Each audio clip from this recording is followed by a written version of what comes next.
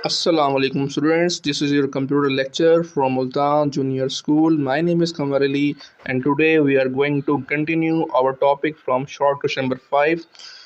तो short question number 5 में हमारी डेफिनेशन है अनसाइंड इंटीजर्स की। Unsigned integer allow for a large range of positive values. अब आपने पहले ये देखना है कि रेंज क्या होती है। तो बच्चों यहाँ पे ज़रा गौर करिएगा, रेंज क्या होती है। बाइनरी नंबर के अंदर अगर आपने रेंज फाइंड आउट करनी हो तो उसका एक फॉर्मूला होता है और वो क्या होता है 2n-1। ओके, अब बाइनरी नंबर में जितने बिट्स होंगे आपके पास n की पावर भी उतनी ही होगी। मतलब मैं कहता हूँ अगर हमारे पास एक बाइनरी नंबर है जिसमें बिट जो है 4 हैं तो 2 की पावर 4 कितना होगा 16। 1 माइनस करेंगे तो क्या आंसर आएगा 15 आंसर आ जाएगा। तो बच्चे ये हमारे पास रेंज होती है, ये उसका फॉर्मूला होता है। तो कहते हैं for a large range of a positive value by using all the bits for the non negative integer, यानी कि अनसाइंड इंटीजर्स के अंदर जितने भी इंटीजर्स होते हैं वो तमाम के तमाम नॉन नेगेटिव होते हैं। अब आपने गौर करना है कि नॉन नेगेटिव का क्या मतलब है। देखिए बच्चे, एक ऐसा नंबर जो या तो ज़ीरो हो या पॉजिटिव हो तो वो नॉन नेगेटिव इंटीजर कहलाएगा। मसलन 0, 5, 6, तो ये सारे के सारे क्या हैं नॉन नेगेटिव इंटीजर हैं। तो कहते हैं कि अनसाइंड इंटीजर में ये वैल्यूज़ होंगी जबकि नेगेटिव वैल्यूज़ नहीं होंगी। मसलन इसके अंदर -100 वगैरह -16, यानी कि माइनस वाली वैल्यूज़ नहीं होंगी। तमाम की तमाम जो वैल्यूज़ होंगी वो क्या होंगी, वो पॉजिटिव होंगी। तो बच्चे ये था हमारे पास अनसाइंड इंटीजर। ओके, नेक्स्ट हमारा जो शॉर्ट क्वेश्चन है लास्ट, शॉर्ट नंबर 6, इफेक्ट। कहते हैं the number of bits in a binary number affects the range of the integer. तो कहता है कि जो अभी मैंने आपको रेंज का फॉर्मूला लिखा था, मैं दोबारा लिख लेता हूँ। Range is equal to 2n-1।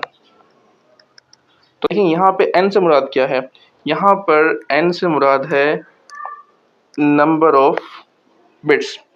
अब जाहिर सी बात है अगर मैं n की वैल्यू बढ़ाऊंगा तो मेरे पास रेंज की वैल्यू भी क्या होगी, बढ़ेगी।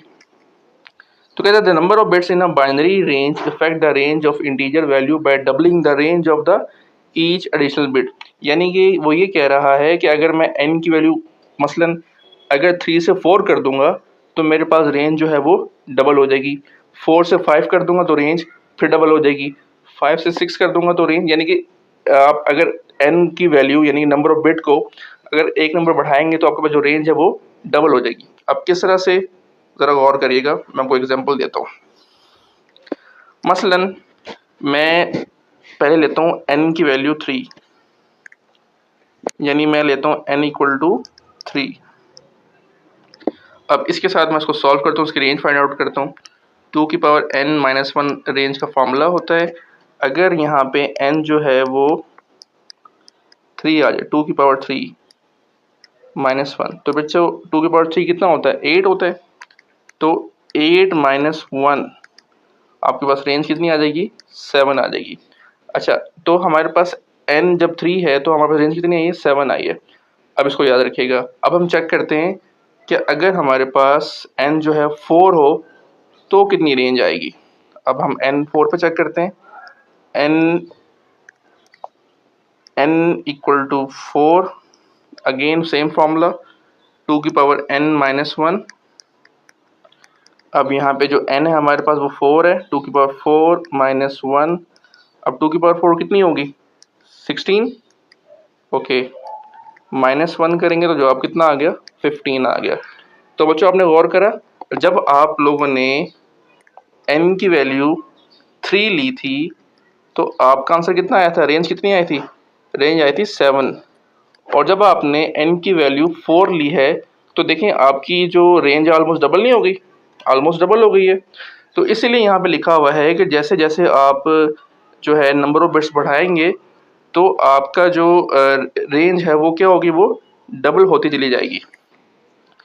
तो इसका रीज़न क्या है, this is because the binary is a base 2 system. इसका रीज़न ये है कि आपके पास जो यहाँ पे बेस है वो क्या है, 2 है। तो बच्चों ये थी हमारे पास इफ़ेक्ट, यानी कि जब आप नंबर ऑफ बिट्स बढ़ाएंगे तो उसका जो रेंज है उस पर क्या इफ़ेक्ट पड़ेगा। तो बच्चों ये था आज का आपका लेक्चर। इसी के साथ आपके चैप्टर नंबर 2 के शॉर्ट क्वेश्चन हुए मुकम्मल। इंशाल्लाह नेक्स्ट लेक्चर में हम इस चैप्टर के पहले लॉन्ग का पहला हाफ स्टडी करेंगे। अल्लाह हाफिज़।